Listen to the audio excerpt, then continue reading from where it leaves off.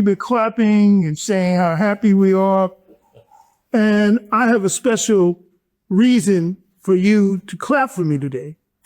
But it also is a warning to you in terms of construction law. Today, I got a judgment on a summary judgment motion I brought for a surety against a contractor who defaulted on multiple contracts.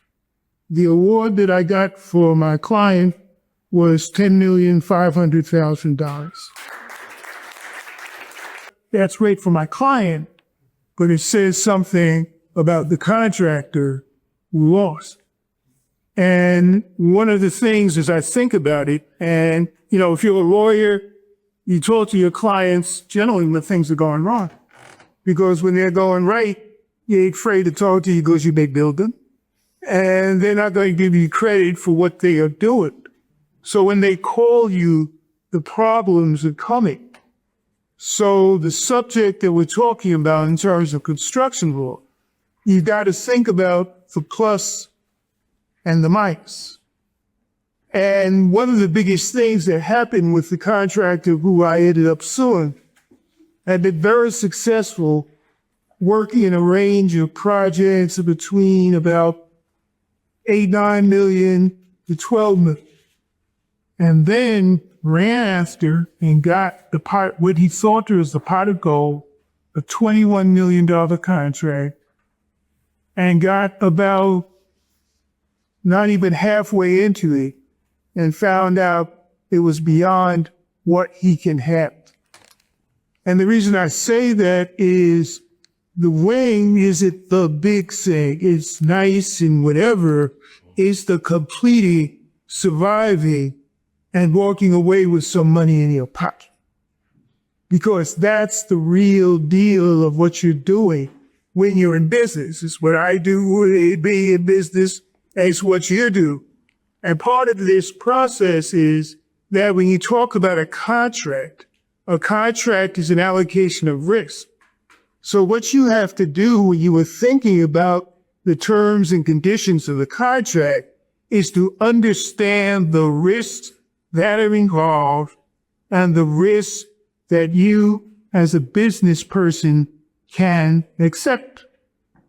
And one of the realities, if you were talking, and I say this to my clients, and this may not because all of you look like very nice people, but when I tell them about dealing with in construction, I tell them you're dealing with pirates. You're dealing with what? Pirates. And if you've been around for a while and have worked in this area for a while, you understand what I'm talking about. And one of the things I think about that is you look at the contract and the contract language that we're talking about. I have a friend who is now retired, but he was the main financial consultant and supported the Ken Chenault at American Express. And one of the things he told me was he started out in one of the 5 or 6 largest galley firms. And one thing he told me, which helped me understand the advice I had to give to my clients, that in business, every dollar you make is somebody else's dollar. You understand what I just said? Every dollar you make is somebody else's dollar.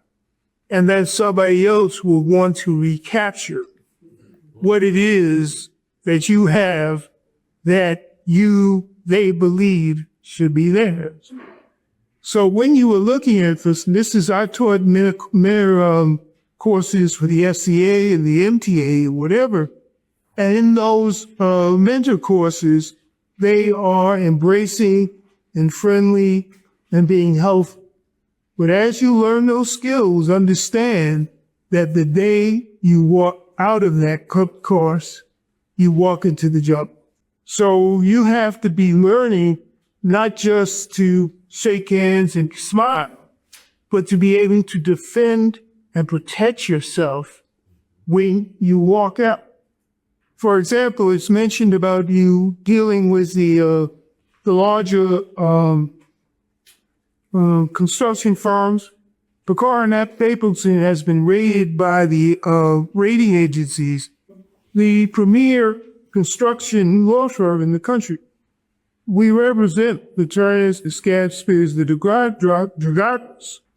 And one of the things we do when we represent them, especially when they're in the context of being a GC or a CM, is how to write the contracts in a way that it manages risk. And how do you manage risk best? You shift it to the other part. And you can guess as you move from one to the other of those categories, the fairness, the equality, the reasonableness shifts. Because one of the things to understand when you talk about New York State is that New York is a strict construction state. What that means is that whatever you write, you're stuck. If you don't understand what is there, that is too bad on you. Because the plain meaning of what your contract says is what you will have to live with. The law cannot make an unfair agreement. If you have agreed to and entered into a contract that is contrary to your interests and is beating you half to death, you'll have to live with it. Because you can't come in and say, well, I thought, or I expected, or it seemed like, or that person smiled at me when I was signing the contract. They might have been laughing at you. Whatever you have actually put in there is what you will have to live with. Do we ever think that someone could try and do this? Because I like to be, oh, do you have this? Yeah, they had a. But the actual implementation of that can be Very, very complex. Okay. And can you just repeat what the formula you said with base time and it's time, April? materials, and then your overhead, and whatever is left over or exceeded in your pick price is your profit. Not accept a termination for convenience clause when Can you just say what kind of clause was that? Termination for convenience. If you see that language in your contract, call an attorney and don't agree to it. All right, so The slippery slope. separate slope. So you have both half real takeaway short with splat. There's a the termination for convenience can be shown. A termination that we have it for. We can terminate it's termination for convenience. So convenience you tell me if hey at all. This white wasn't growing, I did a high skirt and see you open her. You didn't tell me. Yes, and just let me cut in on you, Yeah. please. The thing about that is how you schedule your payments. Because I deal with termination for convenience terms all the time. And we allow, as long as you have the provision that you get paid for what you complete, right? Okay, basic rule. If I'm a contractor, how do I set up my schedule of values for payment? I front load it, don't I? Yes. Come on, let's live in the real world. But a contractor tries to get his money out as fast as he's possible, and the GC or the owner tries to keep from paying you as long as possible, right? So that if sometimes things get a little shaky, and I've gotten a whole lot of value because I represented a contractor who, with GC with subs, would automatically delay payments. So he figured he could complete it for less than what the thing was and throw the guy out the window. Yeah. All right? Because the guy he let the work get ahead of the money. You want the money ahead of the work. All right? Because if I've got enough of what I'm looking for, that I feel that at all times I got a profit shown on what I've done today, fine, we'll go for convenience. You pay me for what I've done, I got the money in my pocket. I know at that point, I may know you're a dog and I don't want to be with you anymore. And I could just go on to the next thing. So it is not that the concept of convenience, that is tied to how you get paid. Get a contract and they say they're going to hold 10% retainers, you think you have to stick with it. But what he's saying is, after the work is complete, a certain percentage of the work is complete, you can go back and say, my risk is reduced because the work is completed. You want to write that in. You better write that in. You got to write it in. You got to write that in. That comes to the contract, the retainage core. We got a question back there, Mr. Bish. No, it's not a post. Oh, what's the comment? Yeah. For retainage, typically, most contractors, most sub can earn. Because that's pretty much where your money is at every job. According to where your profit is. So, it's still different what we do with our boss for companies do. Is that we are digging up contractual top upfront. And the change money is what we know we can need the day that's pretty much our top. So we got stepped down the clause was you just do it to in our contractual terms so far. So it's a faster completion, final completion, etc. How the KH and the research game is tied to that. New York State is 10% down to 5%. So is that substantial completion, we may step it down to 2.5%. Final completion is down to 2.5%. And our bodies get released to us, and we have found a way to lean to the general contractor, and that's it. But most of those towers that you have there are actually upfront in your contract negotiator. Business, so that irrespective of any program rules, LWV rules, that you could still thrive in the marketplace, right? And so that takes a certain mindset. So one of the things you're going to start seeing when we go through the Growth Plan, when we go through the AI, is to start positioning your company in a way that you can graduate from the program and operate in the marketplace. I mean, that's the, you know. And I think we're out of here, girl, think of this, that if you don't want to get your business to that level, get up and walk out there. That's right. Because once you get to that level, all of the protections are gone. And you're out there with everybody else whose elbows and knees. So if you are not ready to get your product and your operations and the way you run your business as tight as you can, walk out now, staying where you are, and you can stay comfortable for the rest of your life. That's right. And I had a client, a minority client, that thing I said about everybody's dollar, everybody owes somebody else a dollar. Because that should really be the deal. Will the contract price, are there any questions about these? Because I'll let you answer. If not, we can go to the next one. Anyone, everybody? Well, I wanted to mention something about, contract like lump sum versus, do you speak to lump sum contract versus GMPs? Are there any, like when people are bidding on jobs, is there a preference? Oh, if you can get a lump sum contract, Right. That's a good. hey, where you can put in all the contingency you want or whatever you want. One of the things about a guaranteed maximum price, Right. it becomes open book. Not to And so because one of the things you will get into with that is the person who is paying you, you don't want them to know how much profit we make, right? That should be between you and yourself. Because whatever profit you're making, someone's going to think it's too much, and they're going to try and cut. And I'll tell you, this is a true story. You may have heard of this way back in ancient history. It was called the Breakfast Club in Long Island. Because if you were from Long Island, there are like a zillion townships, school districts, whatever, that do public works contracts.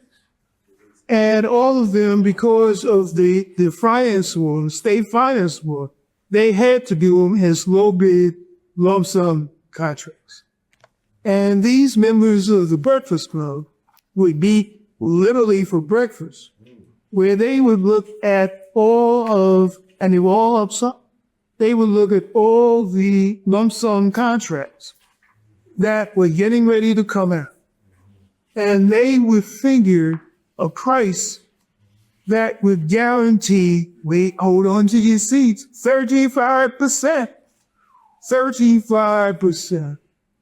And they would rotate who would get each one of these contracts that would give them 35% easy. And it was so institutionalized that if you made more than 35, you had to take the delta and split it with the rest of the people in the club.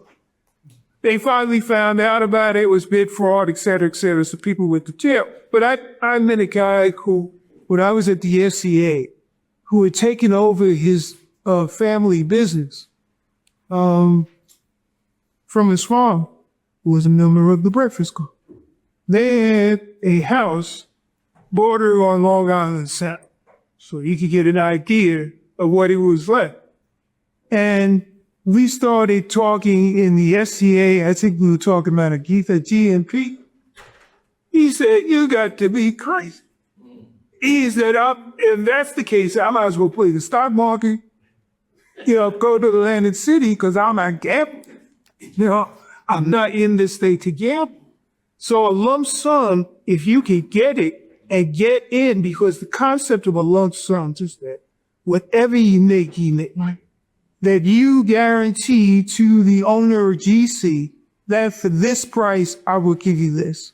That if you're going to do that public work and survive, not only do you have to have enough contingency and push it out in front so that you can survive for 30, 60 days.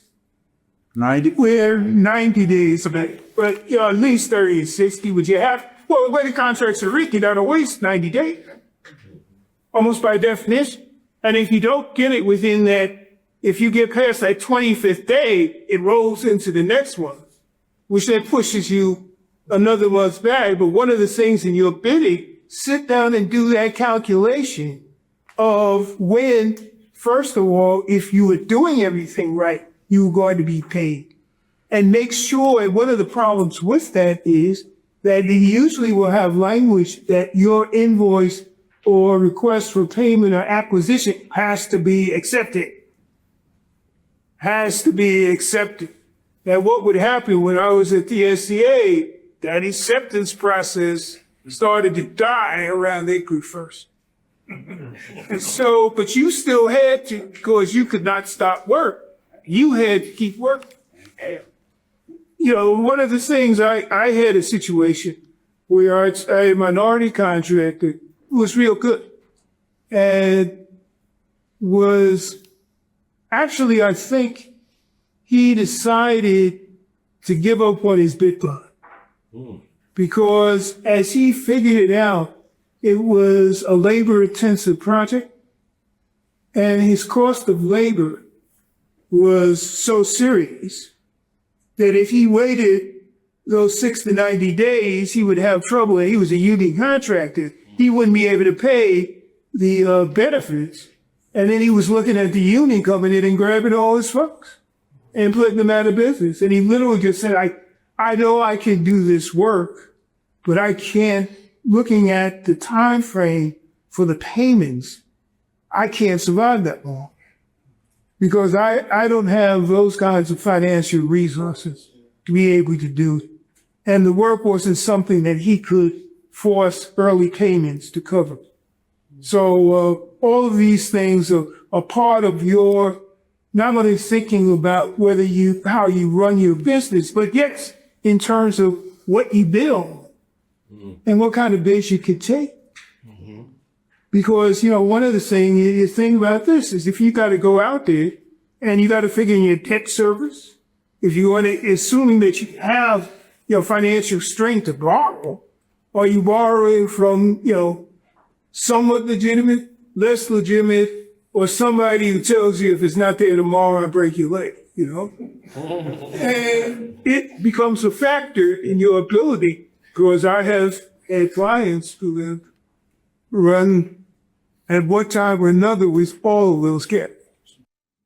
We're going to take and let's give Charles an amazing month.